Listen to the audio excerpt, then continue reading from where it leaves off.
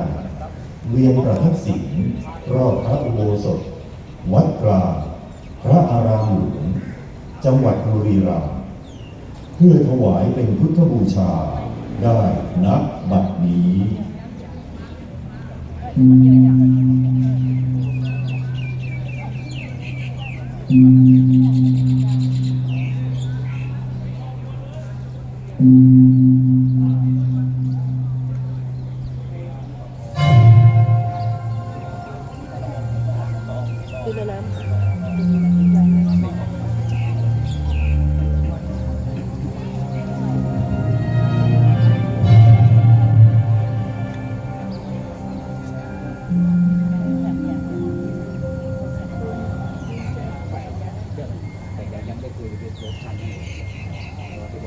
ขอภาพนิ่งไปนะคะ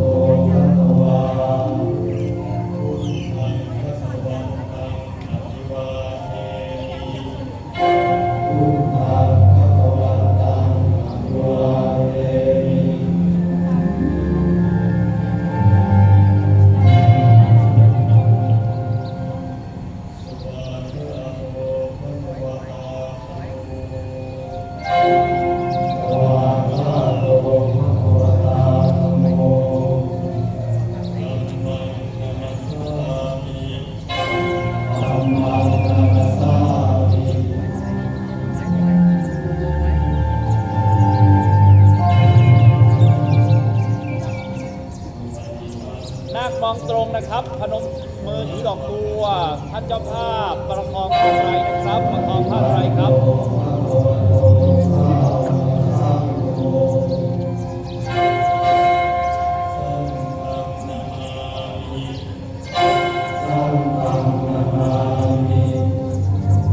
เวลาเดินตามเชือกฟางนะครับเดินตามเชือกฟาง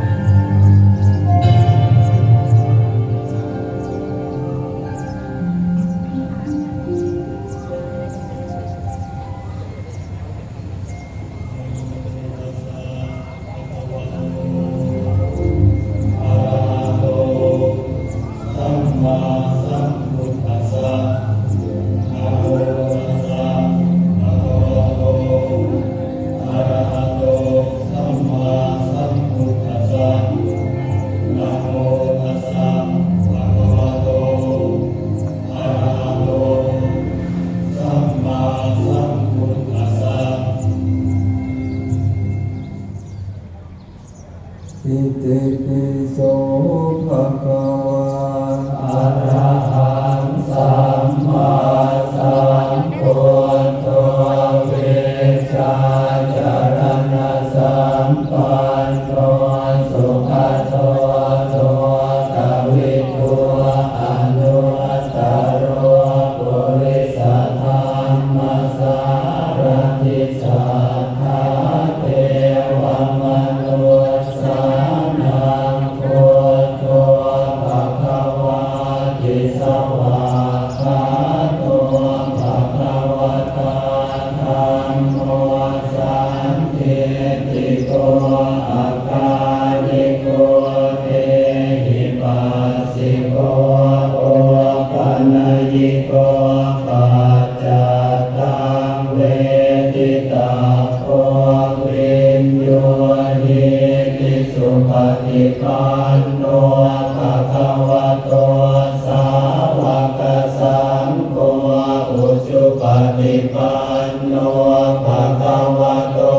สาวกสังโฆญาญาปฏิปันโนภะคะวะโตสาวกสังโฆสามีจิปฏิปันโนภะคะวะโตสา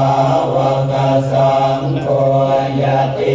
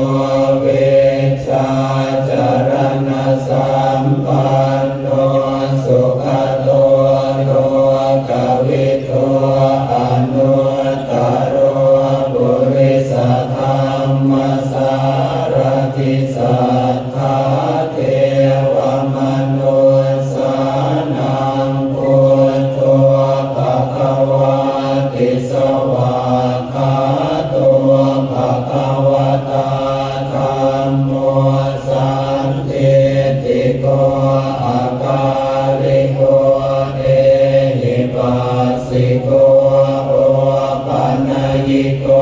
ปัจจตังเวทิตาโกวินโยนิติสุปฏิปันโนภะคะวะโตสาวกสังโฆอุชุปฏิปันโนภะคะวะโตสาวกสังโฆญาญาปฏิปันโนภะคะวะโตสาวกสังโฆสามีจิปฏิปันโนภะคะวะโตสาวกสังโฆยติทังจัตตาริปุริสยุคานิอัตถปุริสปุคคลาเอสะภะคะวะโตสาวกสังโฆอาหุนายโยปาหุนายโยทักขินายโยอัญชลีกรณิโยอนุตตรังปุญญาเกตังโลกัสสาทิอิติปิโสภะคะวะอะระหังสัมมาสัมพุทโธเวชาจารณะสัมปันโนสุขโตโลกวิทูอนุตตโรปุริสธรรมสารทิสัทธาเทวมนุสสานังพุทโธภะคะวะติสวากขาโตภะคะวะตาธัมโมสันติติโกอาการิโกเทหิปัสสิโกโอปัญญิโกปัจจตังเวทิตาโกวินโยหิติสุปฏิปันโนภะคะวะโตสาวกสังโฆอุชุปฏิปันโนภะคะวะโตสาวกสังโฆญาญาปฏิปันโนภะคะวะโตสาวกสังโฆสามีจิปฏิปันโนภะคะวะโตสาวกสังโฆยติทังจัตตาริปุริสยุคานิอัตถปุริสปุคคลาเอสะภะคะวะโตสาวกสังโฆอาหุนายโยปาหุนายโยทักขินายโยอัญชลีกรณิโยอนุตตรังปุญญาเกตังโลกัสสาทิอิติปิโสภะคะวะอะระหังสัมมาสัมพุทโธเวชาจารณะสัมปันโนสุขโตโลกวิทูอนุตตโรปุริสธรรมสารทิสัทธาเทวมนุสสานังพุทโธภะคะวะติสวากขาโตภะคะวะตาธัมโมสันติติโกอาการิโกเทหิปัสสิโกโอปัญญิโกปัจจตังเวทิตาโกวินโยหิติสุปฏิปันโนภะคะวะโตสาวกสังโฆอุชุปฏิปันโนภะคะวะโตสาวกสังโฆญา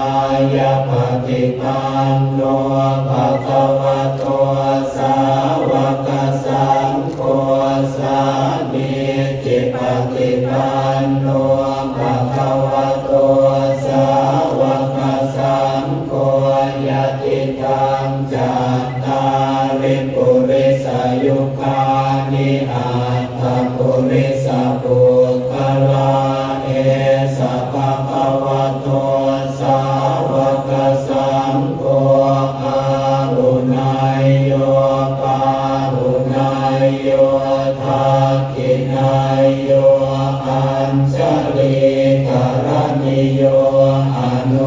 ตรังปุญญาเก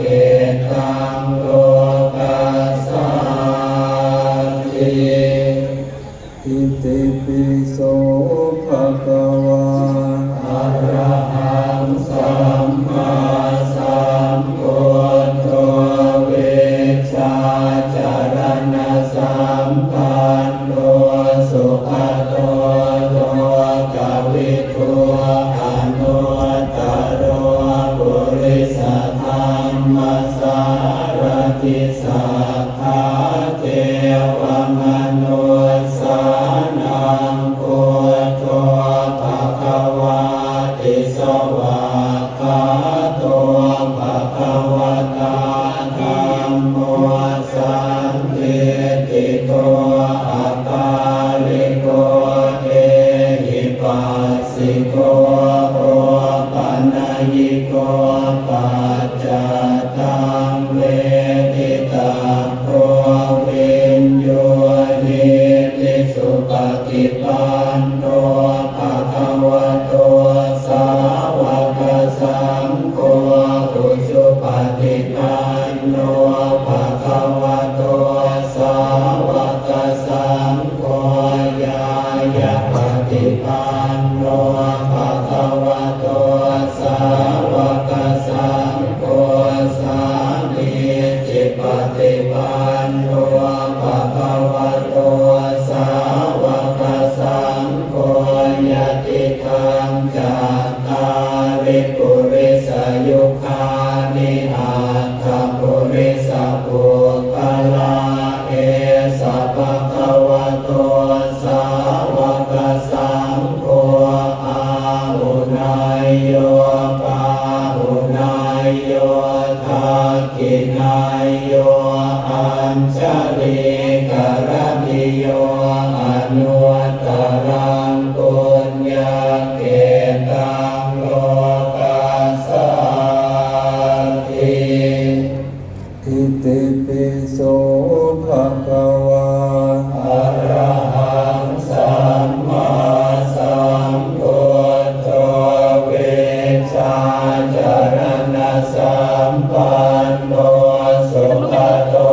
โลกวิทูอนุตตโรปุริสธรรมสารติสัทธาเทวมนุสสานังพุทโธภะคะวะติสวากขาโตภะคะวะตาธัมโมสันติติโกอะกาลิโกเอหิปัสสิโกโอปัญญิโก ฝั่งด้านหน้าอุโบสถเลยครับ ด้านหน้าพระอุโบสถนะครับ ว่าเขาจะออกข้างหลังก็ไม่ถูกสีเหลือง ท่านใดที่เลยขอบประตูนะครับ เลยประตูทางเข้ามาสักครู่นี้ เดินยาวเลยครับ เดินยาวเลยนะครับ อีกนิดเดียวครับอาจารย์ครับ ขอเดินไปอีกนิดนึงครับธรรมทายาทตอนนี้อดเอาเข้าเลยอดเอาอดเอาอดทนถึงที่ได้ดีทุกคนขันติปรมังตะโปกิติขาความอดทนคือความอดกลั้นเป็นตบะอย่างยิ่งอย่าเลยประตูครับผู้ใดเลยประตูครับคุณเดินไปฝั่งนู้นมวยไปหน้าสุดเลยตั้งแถวด้านข้างเลยครับถูกต้องไหมแม่เดินขึ้นมาครับ ไม่ต้องซ้อนหลังครับ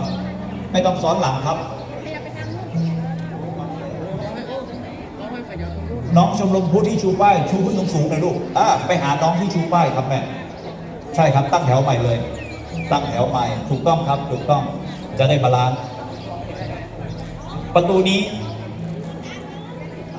ประตูบังที่ประตูบังครับแม่เทียนผมตัดไปฝั่งซ้ายมือเลยครับ ตัดไปเลยครับยังครับ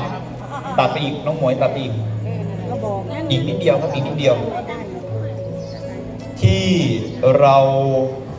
จัดอย่างนี้ต้องเรียนแจ้งทุกท่านนะครับว่ากราบขออนุญาต